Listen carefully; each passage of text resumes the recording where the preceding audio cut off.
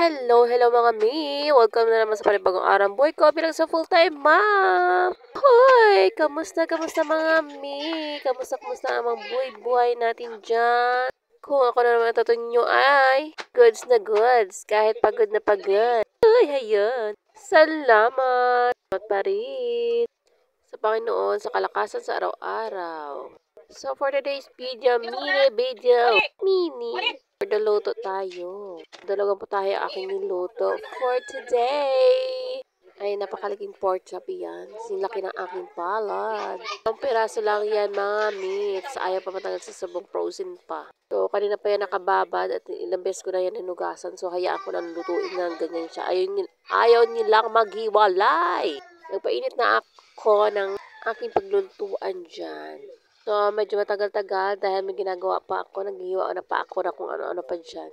At naghuhugas ako ng aking munggo. Yes! Lalagyan ko siya ng munggo, mga me. So, magigisa na ako sibuyas at bawang sabay-sabay na yan. Dahil at this time ay karga-karga ko aking bibi. Bunso at masama ang kanyang pakaramdam. Dahil nga, pinavaksinan ko siya kanina. At yes, ako lang mag-isa at syempre kasama siya. Iniwan ko yung dalawang bata, si Kuya at si Ate Polly. So, saglit lang naman, siguro sobra-sobra lang naman kalahating oras. Inantay ko talaga medyo tanghali na magpunta doon sa health center namin para pagdating ko doon ay tusok agad para makauwi agad. Pero binilin ko naman sa aming trabahador yung dalawang bata. Sabi ko, aalis ako.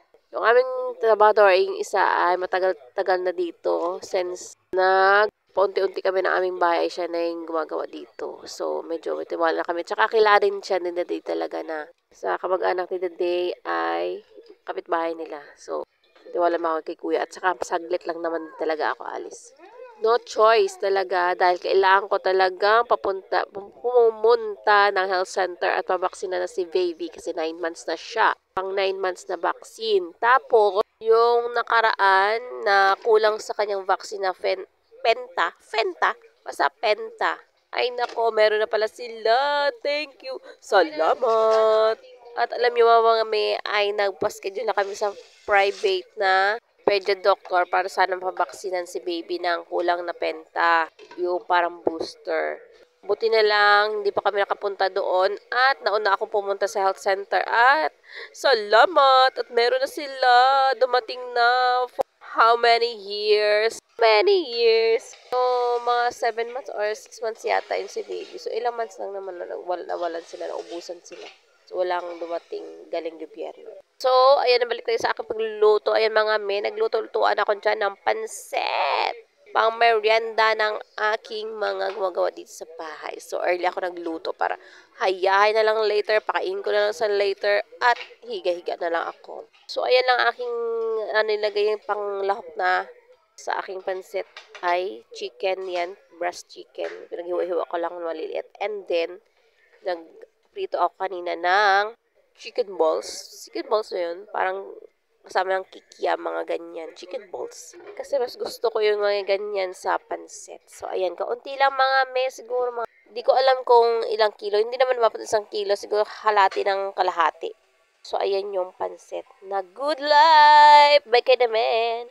Mas masarap yung pansit bihon at pansit ng Good Life. So, ayan, Good Life ang aking ginamit. So, walang talaga dyan mga sa isang kawali na yan, yung kawalang gasgasin ko. So, ayan mga So, kanina pala, pagkaalis ko ay iniwan ko yung aking cellphone kay Ate Polly para hindi siya maghanap sa amin. So, saglit ang natataga kaming pagkadating doon, pagkapasok doon, diretso na agad. Pag nagtimbang lang, then kuha ng sukat ni baby. At yun lang, diretso na kami doon sa isang nurse na magduso kay baby. So, saglit lang din talaga. Pero naman, 3 tusok talaga si baby sa magkabilang legs niya sa braso. So, 3. At for sure, lalagnatin siya dahil may binigay silang paracetamol. So, yung paracetamol nila mga mi ay libre din. Salamat! So, ayan na mga mi, ang ating pansit-pansit. Medyo nag-crave din ako. Uy, crave! Pag ganon. Crave lang mga na walang laman ang tiyan, ha? Kasi medyo matagal-tagal na rin ako hindi kumain ng pansit at hindi ako nakagluto ng pansit. Matagal na ba? So, gulay lang aking nilagay na cabbage lang yung gulay na aking nilagay. At kasi nakalimutan ko, meron pa palang carrots dyan na binalatan si Daddy at nilagay niya na doon sa fridge. So, nakalimutan ko meron. So, ayan na mga mi, ang aking pansit. Diba? Nakakatakam. Alam pa pag ako nagluluto, may time talagang sobra akong sarap sa aking pagluluto. Sa aking mga niluluto, I mean. Ayan. Ayan. At yan na din kakainin at merienda ni Ate Polly. So, sa kabila naman, eto na siya. So, this time, pagluto ko ng munggo, hindi ko siya niluto na separate. Sinabay ko na yung munggo sa paglalaga agad dito. Ayan.